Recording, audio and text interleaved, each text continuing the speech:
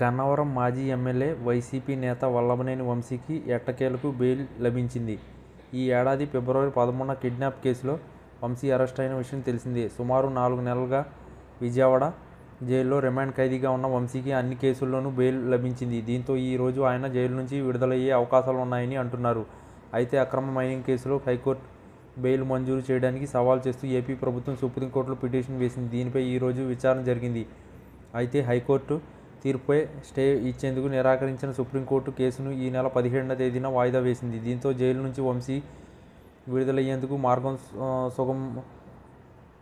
సులభమైందని భావిస్తున్నారు. కానీ రాష్ట్ర ప్రభుత్వం వాదనలు నెగ్గి సుప్రీంకోర్టు బెయిల్ రద్దు చేస్తే మాత్రం ఆయన మళ్లీ జైలుకు వెళ్లే అవకాశాలున్నాయని న్యాయవాద వర్గాలు చెబుతున్నాయి.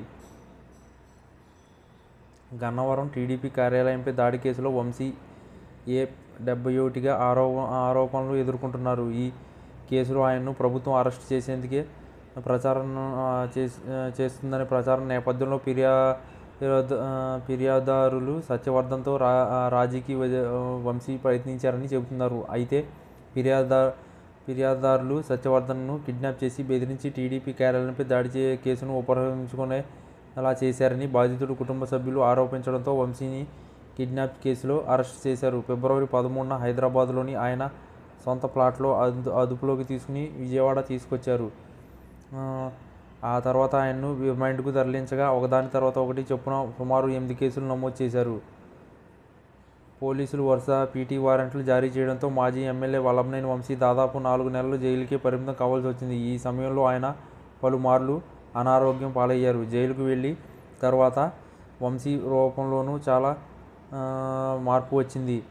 అనారోగ్యం కారణంగా ఆయన బాగా బక్కచిక్కిపోయినట్లు కనిపిస్తున్నారు. బరువు కూడా చాలా తగ్గిపోయారని కుటుంబ సభ్యులు చెబుతున్నారు. గత ప్రభుత్వంలో ముఖ్యమంత్రి చంద్రబాబు, మంత్రి లోకేష్, ఉప ముఖ్యమంత్రి పవన్ కళ్యాణ్పై వంశీ పౌరుష వ్యాఖ్యలు చేయడంతో ఆయన్ను జనసేన కార్యకర్తలు టార్గెట్గా మారిపోయారు. కూటమి అధికారంలోకి వచ్చిన రోజు నుంచి వంశీ అరెస్టు ఖాయమన్న ప్రచారం జరిగినా దాదాపు 8 నెలల పాటు ప్రభుత్వ పెద్దలు వేచించారు. కనీసం ఓ ఏడాది అయినా ఆయన్ను జైల్లో పెట్టేలా పకడ్బందీగా వ్యూహాచరణ చేసి అమలు చేశారని అంటున్నారు. అయితే అక్రమ మైనింగ్ కేసులో హైకోర్టు బెయిల్ ఇవ్వడంతో వల్లభనేని వంశీ 4 నెలలకే బయటకు వచ్చే అవకాశం దక్కించుకున్నారు. అయితే ఈ విషయంపై ప్రభుత్వం సుప్రీంకోర్టులో పిటిషన్ వేయడంతో వల్లభనేని విడుదల అవుతారా లేదా అన్న ఉత్కంఠత రేపింది.